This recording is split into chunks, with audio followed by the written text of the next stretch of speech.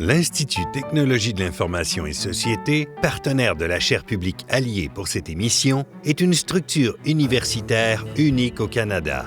L'Institut fédère la recherche sur le numérique réalisée à l'Université Laval et contribue à l'analyse de l'impact des technologies de l'information et de la communication. L'ITIS regroupe 152 chercheurs en technologie de l'information, 28 chaires de recherche et regroupements de chercheurs, 6 filières d'excellence sur le web, gouvernement, business, santé, éducation, culture, développement durable, en plus d'un axe transversal sur les villes intelligentes. Il est facile de constater que l'urbanisation est de plus en plus effective. En 2008, c'est plus de la moitié de la population mondiale qui vit en milieu urbain. La tendance est irréversible. L'humanité continuera dans les prochaines années à s'établir de plus en plus dans les villes. Le pouvoir de la ville grandit en conséquence. La gouvernance urbaine devient un enjeu majeur. Selon l'Organisation des Nations Unies, le taux d'urbanisation dépassera 60% en 2030. Cette urbanisation a un impact significatif sur la planète, aussi bien en termes de ressources que les villes consomment, 75% des ressources énergétiques disponibles, que d'émissions de gaz à effet de serre, 80% des émissions du CO2 liées au transport, à la congestion, à la gestion des déchets. Il faut donc apprendre à relever les défis de l'urbanisation. La ville intelligente est une stratégie, une solution qui a été proposée pour relever les défis reliés à l'explosion de l'urbanisation. Il en existe plusieurs modèles qui se rapportent généralement aux mêmes éléments que ceux présents dans le modèle de Giffinger.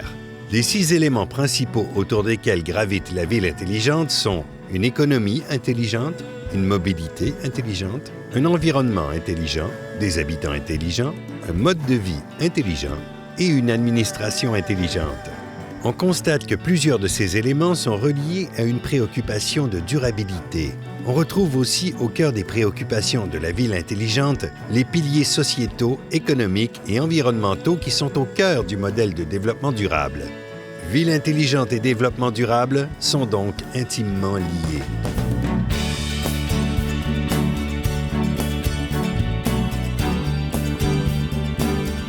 Parmi les exemples d'initiatives liées à la ville intelligente et au développement durable en Europe, on retrouve Copenhague, ville danoise qui cherche à atteindre la neutralité carbone.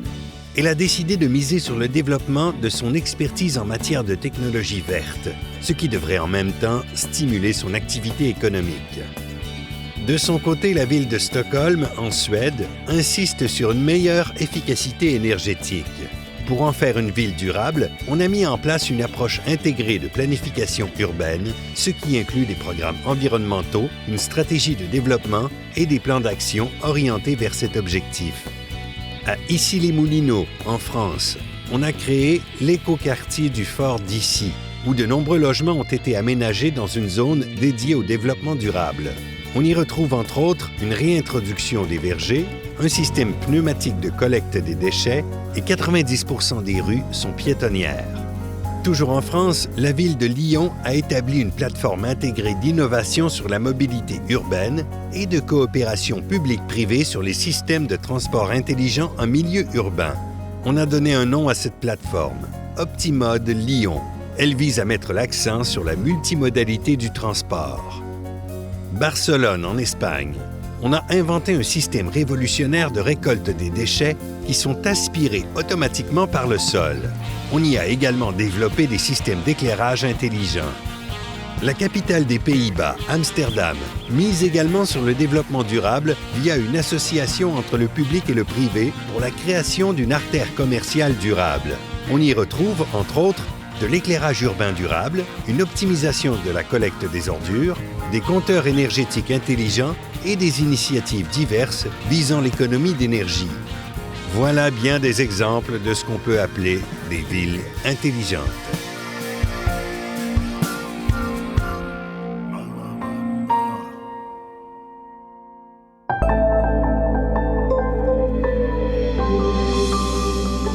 Dans ce contexte-là et au travers de ces exemples aussi, on voit la nécessité de faire participer le citoyen. Il faut que le citoyen adhère à ces démarches et prenne pleinement part à ces initiatives. On souhaite donc une participation citoyenne. Quels en sont les bénéfices? Tout d'abord, la participation citoyenne améliore la démocratie. On souhaite aussi une participation citoyenne pour s'assurer que les solutions qui sont proposées soient en adéquation avec les attentes des citoyens. Donc répondre exactement à ce qu'ils demandent et ne pas passer à côté de leurs besoins. Et le dernier aspect aussi qu'on peut associer en termes de bénéfices pour la participation citoyenne, c'est qu'elle favorise aussi, elle contribue à l'innovation. Donc il y a un aspect innovation et co-création qui vient souvent aussi avec la démarche de ville intelligente. Donc, dans ce contexte, on souhaite que le citoyen participe et c'est la vocation de la médiation urbaine. Donc, la médiation urbaine souhaite ou contribue à favoriser la participation des citoyens. Il y a déjà eu des approches, il y a des méthodes qui sont déjà en place pour consulter les citoyens, essayer de les faire participer. Ce qu'on constate néanmoins, c'est que très souvent, dans les outils qui sont utilisés, il n'y a pas une adéquation entre les personnes qui passent l'information, les outils qu'ils utilisent et le public à qui ils sont destinés. Donc on se retrouve très souvent dans une dynamique où il y a ceux qui savent et qui comprennent les outils qui sont proposés et ceux qui ne savent pas, qui ne comprennent pas les informations qui leur sont transmises. Le deuxième problème dans ce contexte-là aussi est que ces consultations se font généralement dans une unité de temps et une unité de lieu. Donc il est très difficile de pouvoir rejoindre l'ensemble de la population des citoyens que l'on souhaite rejoindre. Et c'est là où les technologies vont pouvoir avoir un rôle à jouer, un rôle de lien, de levier qui va remettre en relation les décideurs, les pouvoirs publics et les citoyens. Et en ce sens, les technologies 3D favorisent justement la médiation urbaine. Ce sont des technologies qui sont très intuitives, très facilement compréhensibles. Elles permettent donc de rejoindre une diversité de communautés. Très souvent, ces technologies-là peuvent être connectées au réseau, à l'Internet, donc vont être accessibles en ligne, n'importe où, n'importe quand. Ça va favoriser la capacité à rejoindre un plus grand public. Et puis, ce sont aussi des technologies qui sont très souvent très engageantes, donc qui vont favoriser la participation. Et le dernier critère aussi favorable par rapport à ces technologies-là, c'est qu'elles permettent aussi la collaboration. Donc, elles vont favoriser le décloisonnement, soit entre les participants, soit entre les services, par exemple, d'une municipalité. Donc, on rejoint un autre aspect des villes intelligentes où on souhaite briser les silos, favoriser la collaboration et la communication entre les différents acteurs et intervenants. Je vais vous présenter, pour conclure, un projet rapidement, le projet 3D médiation urbaine auquel je suis associée actuellement. Donc c'est un projet qui est tripartite, qui fait intervenir des partenaires à la fois municipaux, universitaires et privés. On rejoint le côté collaboration des villes intelligentes. C'est un projet qui implique la ville de Québec et la ville de Rennes en France, les universités Laval à Québec et Rennes 2 en France, le groupe Trifid à Québec et le groupe Archividéo qui a été récemment racheté par Dassault Systèmes en France. Donc les objectifs du projet sont typiquement d'aller évaluer quels sont les apports des technologies 3D, notamment les technologies 3D immersives, en quelle mesure ils favorisent justement cette participation, quelles sont les communautés qui sont plus favorablement rejointes par ces technologies-là. Et donc c'est un projet qui souhaite à la fois amener une dimension technologique, mais aussi une dimension sur les usages. Une des premières réalisations que nous avons faites au travers de ce projet-là concerne le développement d'une application dite de simulation située. Donc la simulation située, vous l'avez illustrée avec la photo sur cette diapositive qui vous montre en fait le principe qui est d'utiliser une tablette tactile et donc de visualiser au travers de cette tablette une représentation 3D, un modèle 3D de l'environnement dans lequel on se situe. La navigation dans la réalité est synchronisée dans la navigation avec le modèle 3D. Donc l'utilisateur va avoir exactement le même point de vue au travers du modèle 3D sur sa tablette qu'il a dans la réalité. Et cette association directe entre la représentation 3D et l'équivalence dans la réalité fait qu'il y a un ancrage immédiat qui se fait, une association. Et donc on peut, au travers du modèle 3D, ajouter des éléments supplémentaires comme de nouveaux projets d'aménagement qu'on va tout de suite associer avec leur impact, leur insertion dans la réalité. Donc, juste pour illustrer ce concept-là, une courte vidéo. Donc, on voit ici le modèle 3D, la représentation 3D du centre ancien de Rennes. Et donc, dans ce centre ancien, qui est un centre qui a une forte richesse patrimoniale, donc on se promène comme si on était dans la rue ici, et puis on visualise exactement au travers de la tablette le même contexte, le même paysage que l'on a dans la réalité. Et donc, ce qu'on peut voir, c'est l'ensemble des bâtiments, notamment ce nouveau bâtiment qu'on a sur le côté droit de l'écran et qui représente le nouveau centre des congrès qui va être construit ici dans ce quartier. Donc en se promenant dans la rue, en visualisant au travers de la tablette, on peut voir immédiatement quel va être l'impact de ce bâtiment, comment il va s'insérer pleinement dans la richesse patrimoniale du quartier. Donc en conclusion, la ville intelligente ne peut être dissociée du développement durable, c'est sa raison d'être. La ville intelligente doit être pensée d'abord pour ses citoyens et en collaboration avec eux. Et en ce sens, les technologies 3D s'avèrent être un outil très efficace pour favoriser cette participation et également favoriser le partenariat entre la population et les décideurs publics.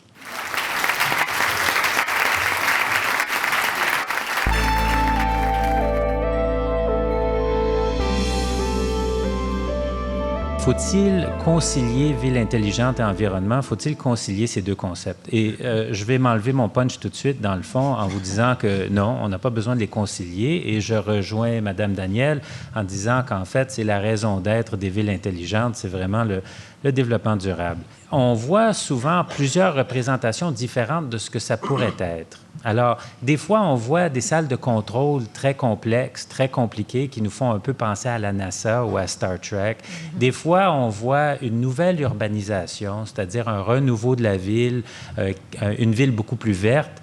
On voit des fois une ville branchée, on voit du Wi-Fi, on voit des connexions à fibre optique, ou on voit encore une représentation de nouvelles villes qui émergent de nulle part, qui sont des villes carboneutres, et on peut penser à Masdar, il y a d'autres exemples, par exemple en Corée.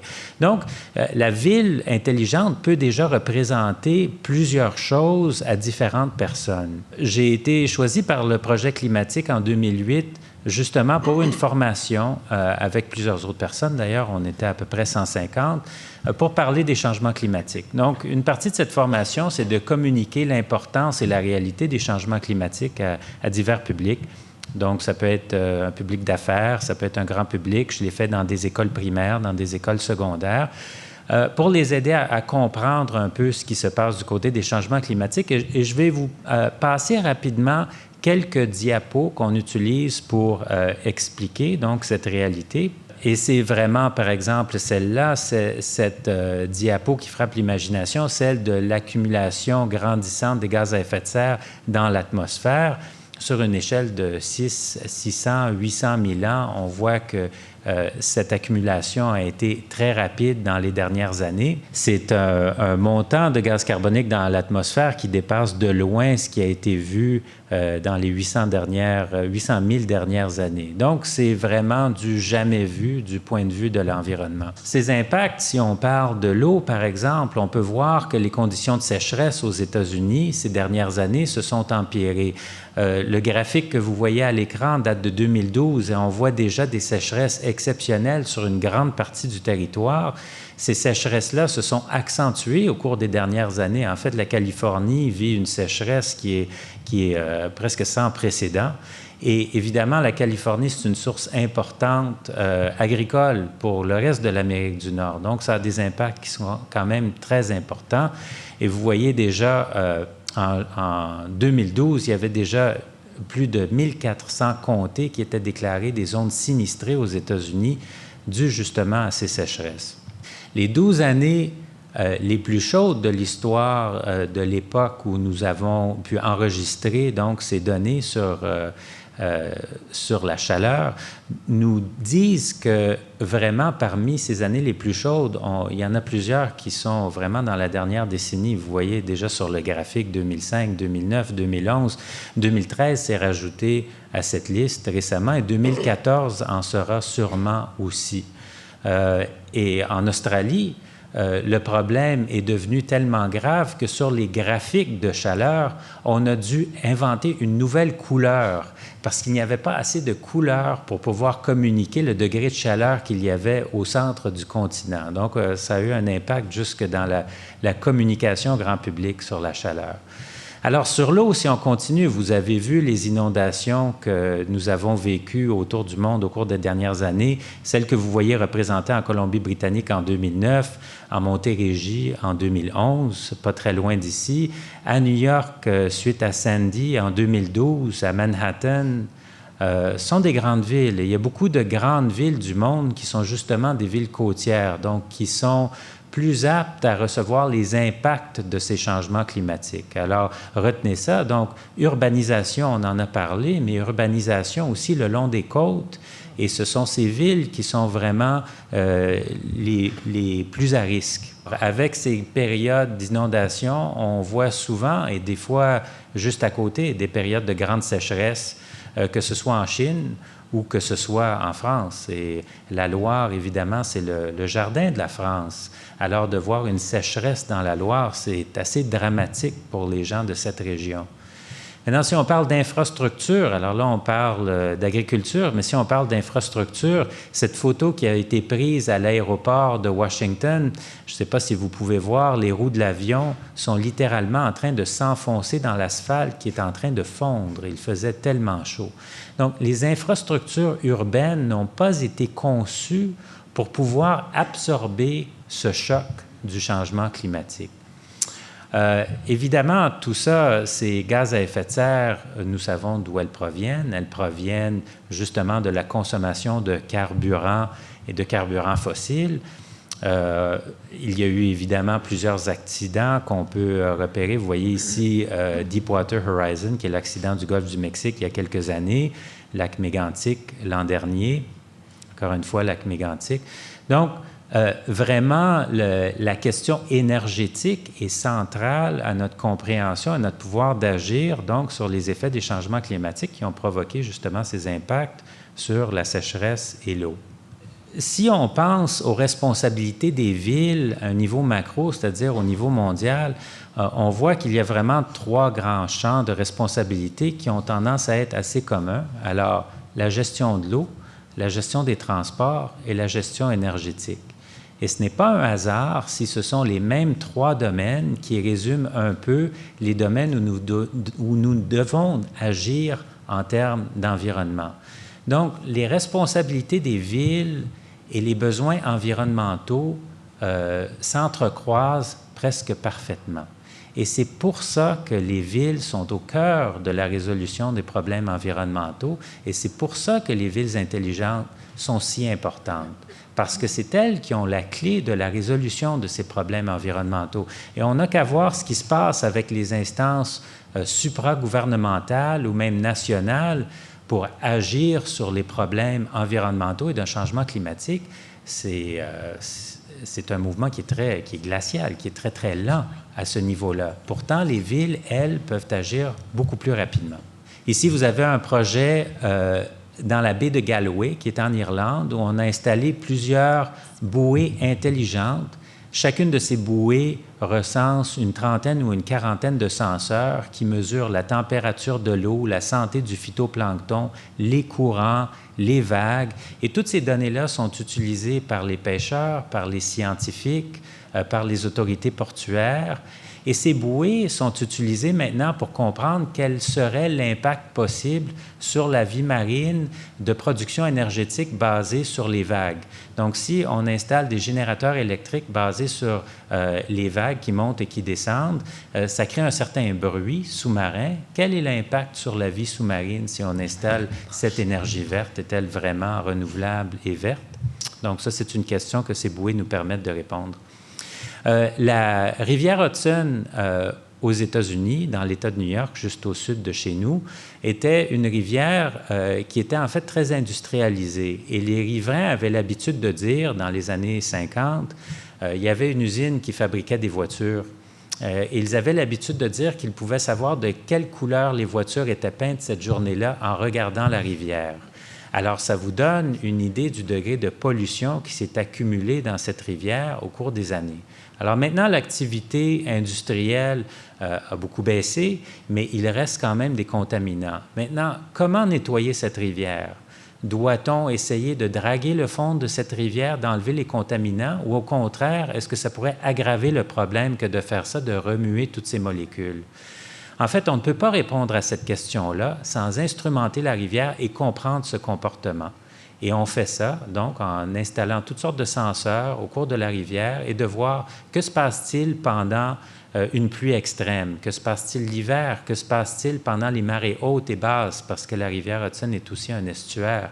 Et ça nous permet de comprendre, donc, ce comportement de la rivière et ensuite de choisir les méthodes d'intervention pour la nettoyer. La détection de fuite à l'intérieur d'un système d'aqueduc de ville, alors certaines villes perdent jusqu'à 30, 40, même 50 de leur eau dans des fuites qui ne sont pas détectées à l'intérieur des villes. Donc, comment les trouver? La méthode traditionnelle de détection des fuites, c'est de se promener des fois avec un bâton, des fois avec des écouteurs, et simplement d'écouter les bornes fontaines pour voir si on entend des fuites. Alors, je n'ai pas besoin de vous dire que c'est une méthode qui peut être efficace, mais qui n'est pas nécessairement efficiente. Donc, ça prend beaucoup de temps pour trouver les fuites et ensuite les colmater. En utilisant des détecteurs de pression à l'intérieur du réseau et en comparant ça avec des modèles mathématiques, on peut identifier où sont les fuites sans avoir à les chercher à la mitaine, si on veut. La solution des problèmes urbains ne réside pas nécessairement dans la construction de nouvelles infrastructures, mais simplement dans l'optimisation de celles que nous avons maintenant. Il y a des villes aussi comme Stockholm, qui a été mentionné un peu plus tôt, qui ont installé des systèmes de péage variables, qui ont réussi à baisser le nombre de voitures qui rentrent au centre-ville à l'heure de pointe, en fait, qui ont permis finalement d'éliminer l'heure de pointe presque au complet, en baissant le nombre de personnes, le nombre de voitures qui traversent les ponts à l'heure de pointe d'à peu près 20 %. Et on voit sur ce graphique ici l'impact qui est quand même assez important. Donc, 20 % de moins de voitures à l'heure de pointe permet de réduire la congestion, mais aussi permet de réduire les gaz à effet de serre d'un montant proportionnel. La plupart des gens en transport savent que ces péages-là sont en fait une mesure temporaire. Un jour, nous aurons un péage kilométrique. L'utilisation de la voiture sera tarifée au kilomètre selon le type de route utilisée, selon l'heure de la journée et peut-être selon le type de véhicule et le carburant consommé. Est-ce qu'une ville intelligente, c'est un centre de contrôle? Peut-être. Est-ce qu'elle peut permettre une ville plus vivable? Certainement. Est-ce qu'elle est branchée? Probablement. C'est une condition de base. Mais on n'a pas besoin d'être Masdar ou une nouvelle ville pour implanter ces technologies, car vous avez vu que la plupart de ces villes sont des villes existantes. Donc, c'est à la portée de tous et nous devons vraiment réfléchir à notre objectif. Et l'objectif, ce n'est pas d'être une ville intelligente, c'est d'être une ville écologique. Donc, comment utiliser l'intelligence pour y arriver?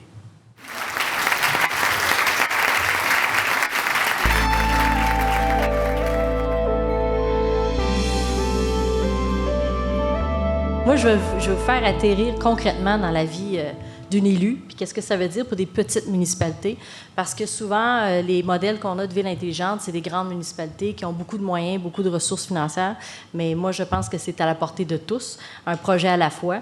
Et nous, on sort d'un exercice de planification stratégique où on a cherché à identifier le Magog de demain, le Magog qu'on voulait, et je ne sais pas, ceux d'entre vous qui ont déjà visité la région de l'Estrie, mais la qualité de l'environnement est exceptionnelle et c'est quelque chose qu'on souhaite protéger. Donc, notre nouveau slogan vient rejoindre la nature et la créativité que nous permet justement le virage ville intelligente. Donc, Magog, c'est une petite municipalité de 27 000 habitants permanents, plus des saisonniers, parce que c'est un endroit de choix pour venir en vacances. C'est la ville-centre de la MRC, Manfred-Magog, avec 52 % de la population, mais c'est quand même la deuxième ville en importance en Estrie, après Sherbrooke. Vous comprendrez, 150 000 Sherbrooke, 27 000 Magog. Mais c'est un centre de services pour beaucoup de municipalités autour, villes et villages. Donc, la plupart des services sont chez nous, l'hôpital, les écoles, etc. Et comme plusieurs municipalités en région, on a un problème démographique, on a un défi démographique important. On a au Québec un vieillissement accéléré de la population, puis en région, c'est souvent pire. Et chez nous, parce que c'est un endroit extraordinaire pour prendre sa retraite, c'est encore pire. Parce que moi, j'ai une croissance de ma population à chaque année, mais c'est des têtes grises. On a aussi un défi économique important, comme plusieurs municipalités au Québec, parce que nous, notre économie était basée essentiellement textile, imprimerie, automobile. Tourisme aussi, mais ça, on l'a gardé. Donc, on a eu des défis économiques très importants. Alors, on s'est retrouvés devant un besoin de prendre un virage économique. Et comme la plupart des municipalités au Québec, bien, on s'est dit, nous autres, c'est des TI qu'on veut. Oui, mais encore, pourquoi viendraient-ils à Magog au lieu de s'installer à Montréal ou à Québec? Mais on s'est dit qu'on pourrait être un laboratoire urbain. On pourrait permettre à des petites entreprises de venir pratiquer chez nous des technologies pour des villes intelligentes. C'est un peu le virage qu'on a commencé à prendre tranquillement suite à la planification stratégique, tout en gardant notre authenticité, parce qu'on est une ville, comme je disais tantôt, où l'environnement, c'est très important. Pour prendre ce virage-là, on a créé un organisme qui s'appelle Magog Technopole. C'est un organisme sans but lucratif qui cherche à positionner Magog comme endroit de choix pour les entreprises qui souhaitent développer des technologies, plus particulièrement au niveau des villes intelligentes. On est en train de regarder pour la conversion d'une ancienne usine, une usine de textile, pour en faire justement un technoparc, un endroit de choix extraordinaire sur le bord de la rivière. Et à l'Union des municipalités du Québec, bien, ça fait 3 ans que j'ai emmené ce concept-là en disant justement, c'est pas l'affaire uniquement des grandes villes. Toutes les villes peuvent emboîter le pas, mais on ne sait pas par quel bout le prendre. Puis là, bien, on a plein d'entreprises qui nous offrent des solutions toutes faites, mais c'est pas nécessairement adapté à notre réalité. Fait qu'on a créé un comité sur les villes intelligentes pour justement outiller les municipalités pour emboîter le pas. Et j'ai le plaisir de présider ce comité-là. Quelques mots sur l'Union des municipalités du Québec. On est fondé en 1919. On représente 80% du territoire du Québec, donc la plupart du territoire du Québec. Puis on est regroupé par caucus d'affinité, donc par taille de ville. Donc, même si Québec et Montréal siègent, par exemple, sur le conseil d'administration à l'UMQ, ils n'ont pas nécessairement les mêmes besoins que les petites municipalités. Donc, on est regroupé par caucus. Puis, comme je disais tout à l'heure, on a formé un comité sur les villes intelligentes. Alors, le comité, on s'est dit, on va identifier les principaux enjeux développés autour des communautés intelligentes. On va essayer de se donner une vision commune, développer des outils pour les municipalités, surtout pour qu'ils puissent poser d'abord un diagnostic, au lieu d'acheter une recette toute faite, là, mais à partir de qui ils sont, de leur vision de développement de leur milieu, de poser un diagnostic puis de voir quel pourrait être le premier projet, par exemple, qui pourrait entamer pour une ville intelligente. On veut aussi partager les données parce qu'on ne veut pas que tout le monde recommence tout le temps. Je pense que quand on a des histoires à succès, il faut les partager. Puis la beauté du monde des technologies de l'information, contrairement à l'économie plus traditionnelle, c'est qu'il y a une grande ouverture là, de coworking, de collaboration, de partage d'informations. Alors, c'est vraiment quelque chose d'extraordinaire. Puis, on veut aussi s'inspirer des pratiques à l'étranger. J'aurai d'ailleurs le plaisir la semaine prochaine de partir à Barcelone pour... il y a des affaires plus plates dans la vie d'une mairesse, hein? Pour aller voir ce qui se fait là-bas. D'ailleurs, ça va être très inspirant. On s'attend à ce que le Québec adopte une stratégie numérique. Et ça va être vraiment important parce que mon humble opinion, puis on en parlait justement la semaine dernière, on était invité à une autre conférence sur le même sujet. Je pense que le Québec a du retard à rattraper, puis il est grand temps qu'on donne un coup de barre. Alors, on s'attend à ce que le gouvernement adopte une stratégie numérique avec des moyens, parce que si c'est juste, excusez l'expression anglaise, mais du wishful thinking, on n'ira pas nulle part.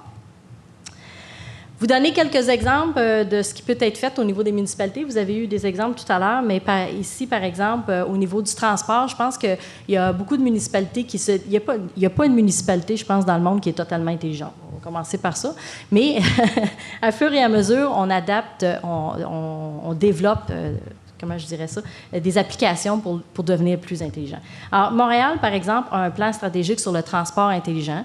Ça peut être très inspirant pour les grandes villes, mais vous verrez qu'à Magog, des bouchons de circulation, il n'y en a pas beaucoup. Mais au niveau du transport, puis quand il y en a, là, on attend 2 minutes. Alors, mais au niveau du transport, il y a plusieurs possibilités. Hein. Ça peut être l'aide à la mobilité, ça peut être la gestion des stationnements, y a-t-il des stationnements disponibles, où est-ce qu'il y a des stationnements, la gestion des flottes de véhicules. Il y a plein d'options possibles juste au niveau du transport. Les stationnements, vous avez vu déjà des initiatives. On peut maintenant payer notre stationnement avec le téléphone intelligent. Bon, chez nous, on a encore des parcomètres, mais ça va venir. Les données ouvertes, c'est quelque chose qu'on entend beaucoup aussi, puis je pense que ça, c'est une tendance parce que, comme on disait tout à l'heure, si on veut que les gens se mettent à être créatifs puis à trouver des solutions aux défis de nos municipalités, bien, il faut qu'ils aient accès aux données. Donc, il y a une tendance actuellement à ouvrir les données des municipalités. D'ailleurs, il y a plusieurs municipalités qui se sont regroupées ensemble, Québec, Gatineau, Sherbrooke, plusieurs grandes villes, pour un peu normaliser ce que c'était les données ouvertes puis donner accès justement à un plus grand nombre d'informations.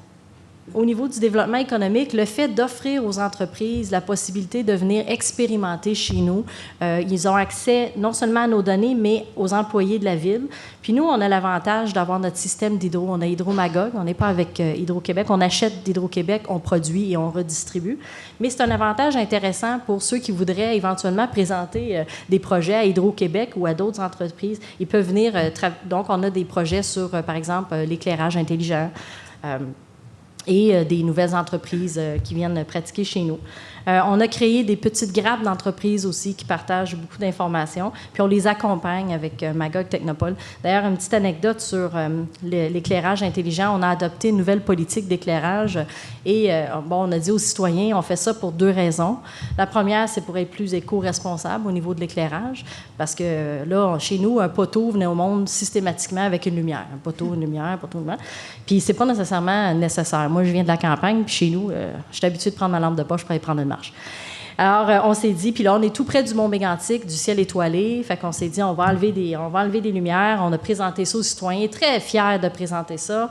Et là, il y a eu une mobilisation. La salle du conseil était pleine.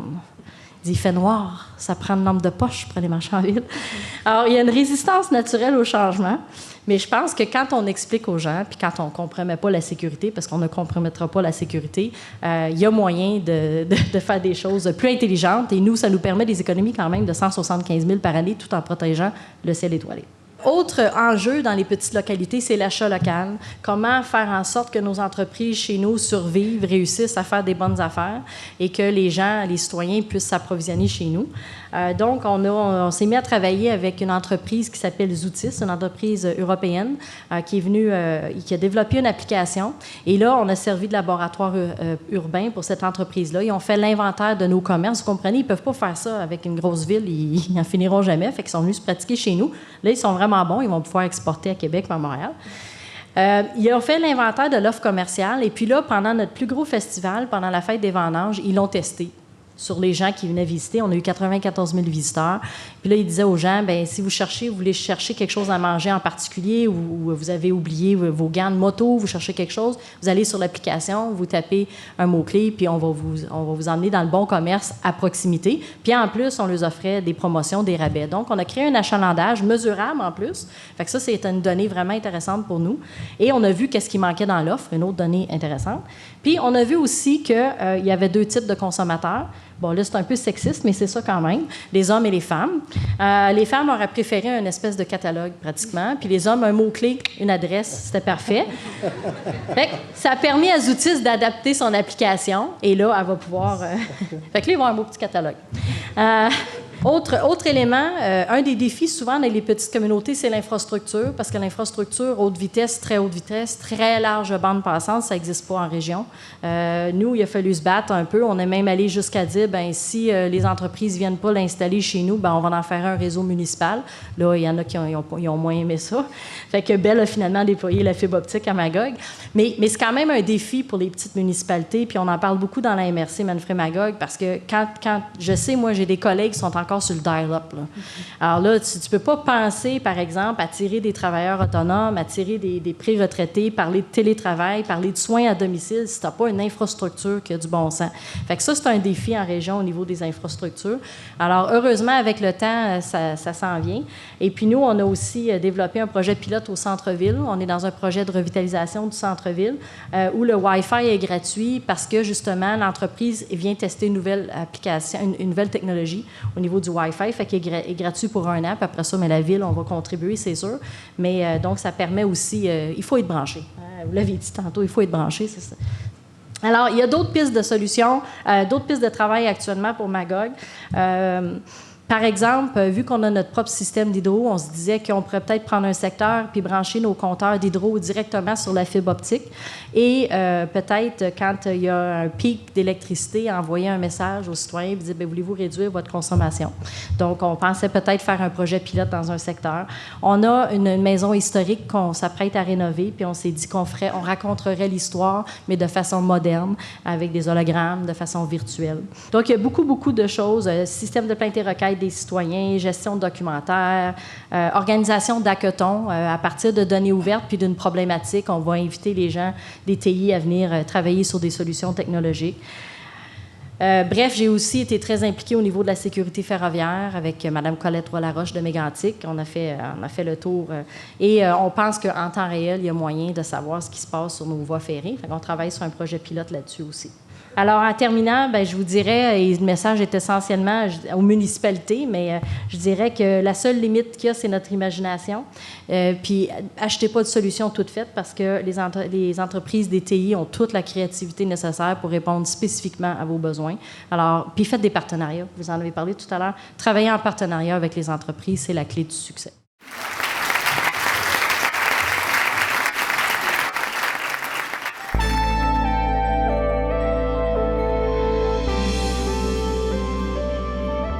Moi, je vais parler de système intelligent pour ville intelligente.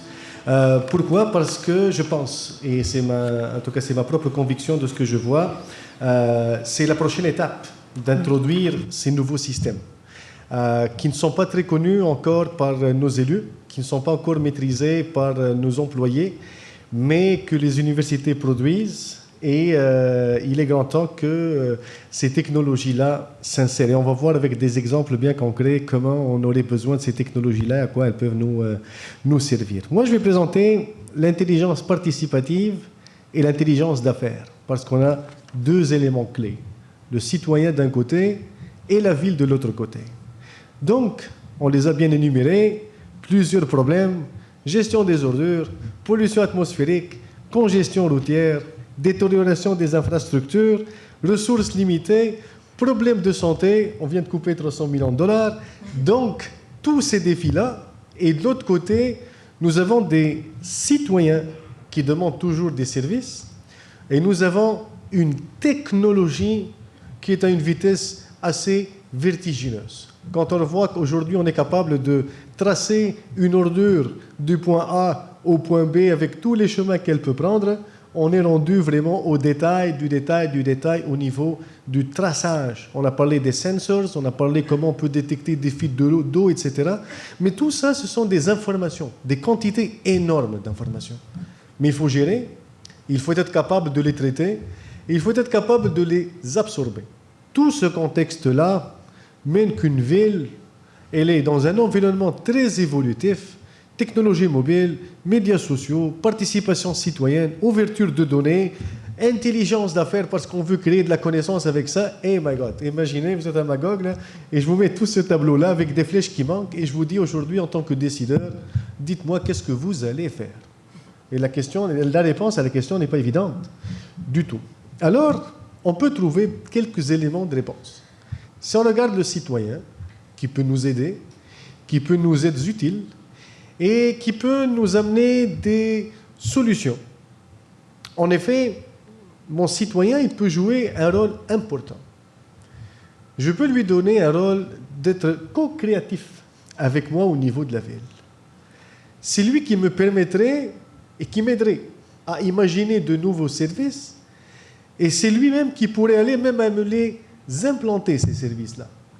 Qu'on peut l'avoir sous 4 rôles. Un citoyen comme étant explorateur. C'est lui qui vient de vous dire, écoutez, vous avez diminué les lumières et j'ai peur pour ma sécurité. Alors c'est un problème, trouvez-moi une solution. Et là, vous dites, non. Voici pourquoi ce qu'on fait pour vous est bon. Ou bien il va vous dire, j'ai beaucoup de nids de poules, ça me dérange. Ou bien il va vous dire, l'autoroute Robert Bourassa, elle est bloquée le matin et j'ai besoin d'une voie réservée pour les voitures. Donc on essaie de poser le problème sans en amener une solution. Mais j'identifie, je participe et je fais entendre ma voix pour que la ville sache où est-ce qu'elle doit intervenir. Ou bien je dois avoir un citoyen comme un créateur d'idées. ZAP, qui est venu dire, écoutez, moi j'aimerais bien faire du Wi-Fi gratuit à la ville. Alors j'aimerais bien collaborer avec la ville pour mettre en place. Troisième élément, pas uniquement proposer une idée, mais également la concrétiser, la mettre en application. Et ça, c'est très important, parce que mettre en application ZAP Québec, on est capable de se connecter partout. C'est une association, c'est un organisme à but non lucratif qui a mis en place une solution qui est capable de résoudre des problèmes aux gens. Ils sont capables d'être mobiles, de se déplacer, il a son cellulaire, peut savoir les restaurants sont où. Il est toujours connecté. Mais ce que j'aime beaucoup et le plus, c'est comment un citoyen devient diffuseur. Et ça, c'est un élément clé et fondamental dans cette intelligence participative. J'ai passé une année d'études et de recherche l'année dernière. J'étais en Tunisie, un petit pays perdu dans le monde, 10 millions d'habitants, mais très petit. C'est 164 000 km². J'ai résidé dans une résidence, dans une ville, il y en a à peu près 15 000 habitants. Et une association est venue dire, moi j'aimerais bien faire le concept de budget participatif. Citoyen qui dit, c'est quoi ce budget participatif? Des pancartes imprimées partout, venez participer au budget, venez participer au budget. La municipalité l'a mis sur la table, ce n'est pas un grand montant d'argent, 350 000 $. Elle a dit, avez-vous des idées pour l'éclairage public? Sur les 10 000 citoyens ou les 15 000, il y en a juste 27.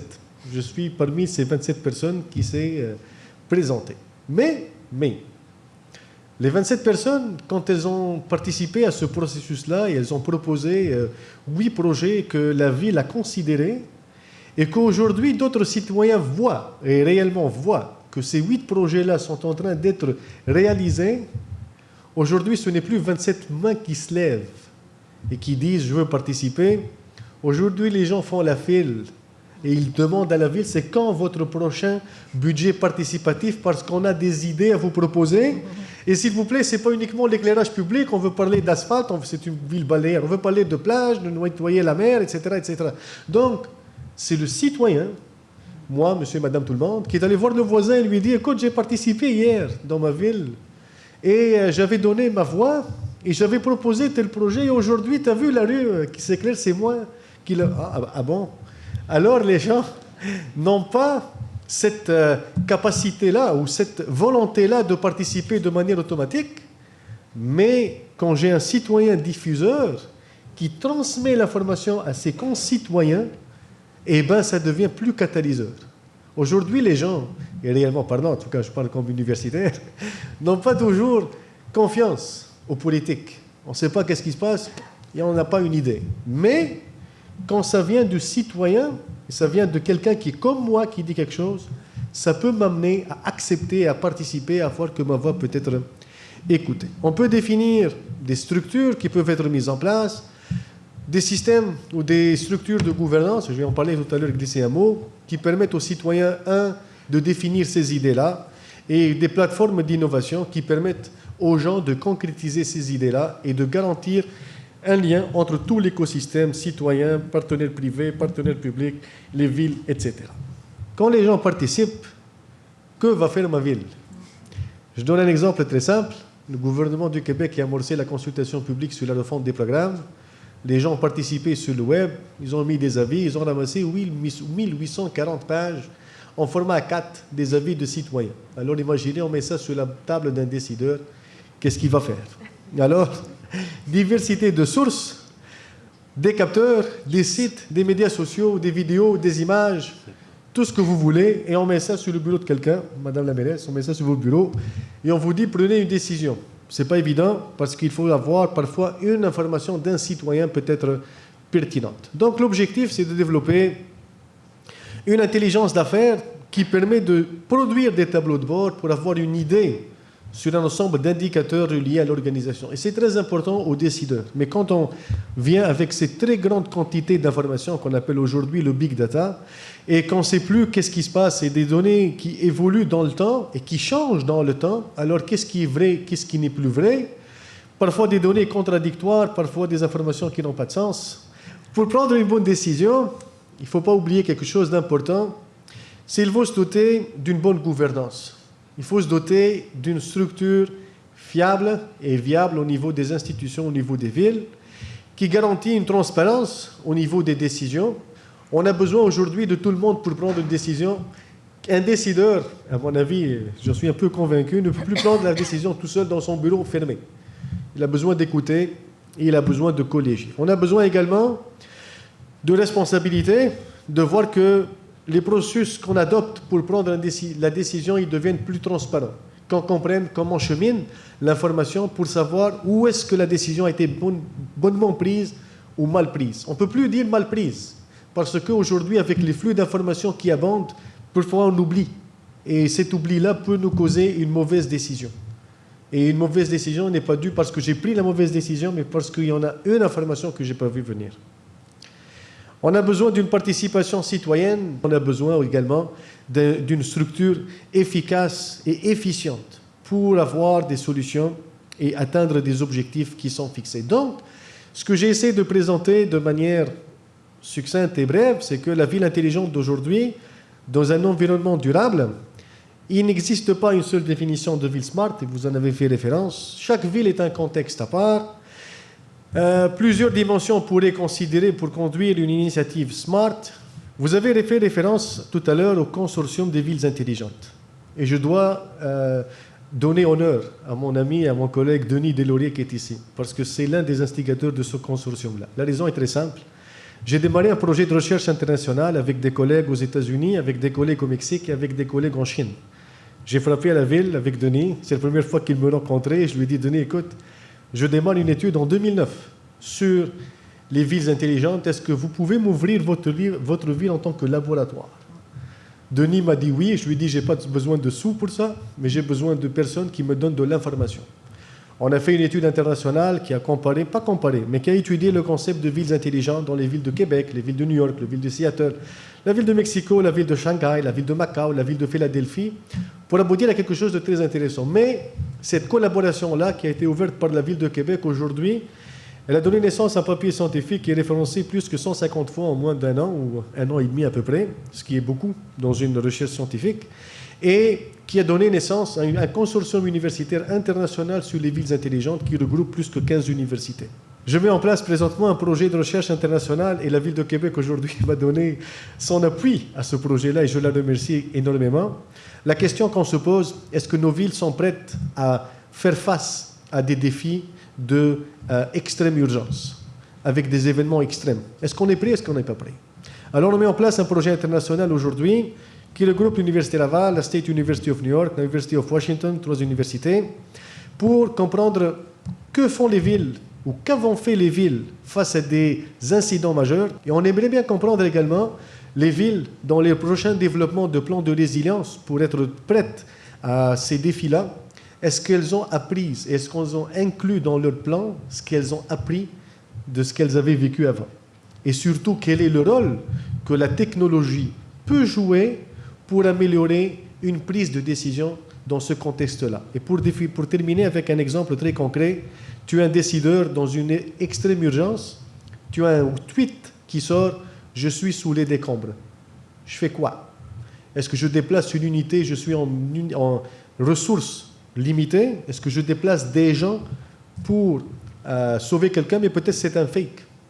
Peut-être on me joue un tour et je n'ai aucune idée. Comment croire à ces informations-là et comment ces technologies peuvent jouer un rôle très important dans un contexte de prise de décision. Donc je reviens, l'intelligence d'affaires, c'est un élément clé dans un futur très proche. Je vous remercie beaucoup.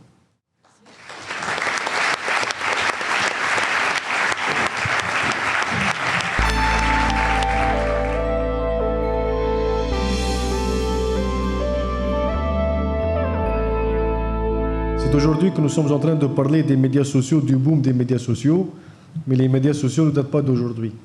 Ils datent de, ça fait 6 ans, 7 ans, 8 ans, même plus que ça existe. Un Facebook, ça fait plus que 6 ans, je pense, que ça existe. Mais aujourd'hui, on en parle. Twitter, ça fait plus que 6 ans, mais on en parle. Donc, ça prend du temps à ce que les gens prennent connaissance de ces technologies-là, qu'elles existent à grande échelle. Ça prend du temps à ce que les gens conscientisent que ces technologies-là peuvent leur apporter un plus dans leur poche. Parce que si je débourse X dollars pour ne rien avoir en retour, ça ne me dit absolument rien. Et il faut que ces technologies-là, que les gens prennent connaissance, et je prends le smart grid, etc., que je dois installer chez moi, je dois également conscientiser que ça ne prend pas beaucoup de travaux pour les faire, que ça ne m'ouvrait pas beaucoup de temps, et que ça sera fait en un clin d'œil. Sinon, je vais avoir des travaux chez moi, des gens qui vont se déplacer, etc. Donc, il n'y a pas uniquement un frein technologique à l'adoption, même s'il peut exister des freins technologiques pour l'adoption, mais il existe également des éléments sociaux qui font que les gens ne se ruent pas de manière instantanée vers une nouvelle technologie. Plusieurs de ces initiatives se mettent en place d'abord dans des projets pilotes à une certaine échelle. Et puis, à ce moment-là, on va pouvoir évaluer effectivement quels sont les impacts, quels sont les retours en termes d'investissement, qu'est-ce que finalement on n'avait pas anticipé au départ. Puis c'est au travers de ces projets pilotes-là qu'on va pouvoir l'apprendre. Les exemples qui étaient donnés à Magog, tout le monde bien, là, c'est qu'on avait anticipé certaines choses, mais pas tout. Et donc, au travers de ces projets pilotes-là, de ces laboratoires urbains, vraiment là, à ce moment-là, on a une vraie idée, une vraie anticipation de la manière dont il faut les déployer, ces technologies, puis quel va être l'impact effectif. Il faut toujours un déclencheur. Et je ne sais pas si c'est universel, mais dans beaucoup des projets, notamment en transport, il y a un élément déclencheur qui est une crise. C'est-à-dire, il y a un gros problème. Et souvent, pour faire changer les habitudes, on a besoin de ce déclencheur. Alors, des fois, il y a une crise. Si on est très habile, il y a aussi une vision attirante, envoûtante qui nous mène quelque part. Donc, une crise, de faire paniquer les gens, ça n'aide peut-être pas si on n'a pas un endroit où les envoyer. Alors, il faut un peu des deux. Il faut une vision vraiment du futur qui est attirante et il faut une crise. Et cette crise-là, notamment en énergie, elle existe dans plusieurs endroits au monde, mais elle n'existe pas ici. On se ramasse avec 15, 20, 50 différentes autorités qui se disputent un peu les données sur le transport. Alors, pourquoi n'arrive-t-on pas à gérer le transport de façon efficace? Mais certainement qu'une certaine intelligence dans les systèmes aiderait, mais encore faudrait-il que la structure soit intelligente au départ pour nous permettre d'avoir des solutions intelligentes qui rentrent dedans. Le fait de se regrouper puis d'influencer. Hein? Il y a une expression qui dit « seul, on va plus vite, ensemble, on va plus loin ». Alors, je pense que quand on représente 80 des citoyens du Québec, on a quand même une voix pour se faire entendre. Ça prend du temps puis de la patience pour faire bouger les choses, mais on y arrive.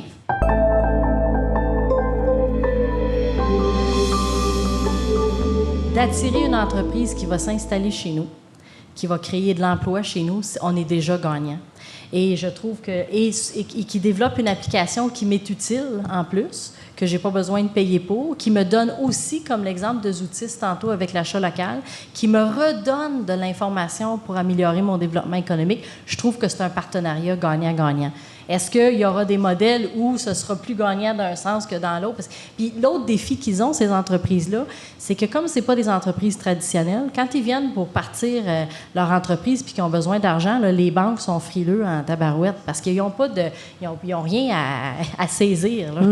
Donc, le fait qu'ils ont un partenariat avec nous puis qu'on les aide, bien, ça facilite les startups.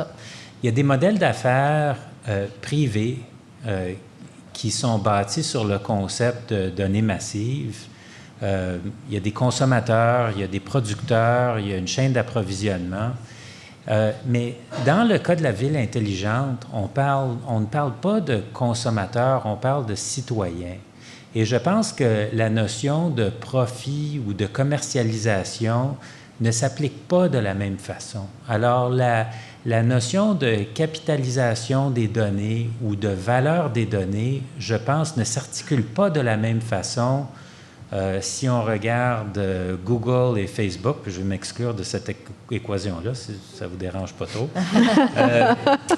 ne s'applique pas de la même façon que quand on regarde les données par rapport à la qualité de vie d'une ville. Parce que ce que la ville cherche à faire, c'est créer un milieu qui est invitant pour sa population. Elle ne cherche pas nécessairement à générer un profit. Donc, je ne pense pas que la question se pose tout à fait de la même façon pour ces données-là qu'elle se pose dans d'autres domaines. Il y en a ceux qui disent la ville intelligente quand je fais les choses autrement pour améliorer la qualité de vie de mes citoyens. That's it, that's all.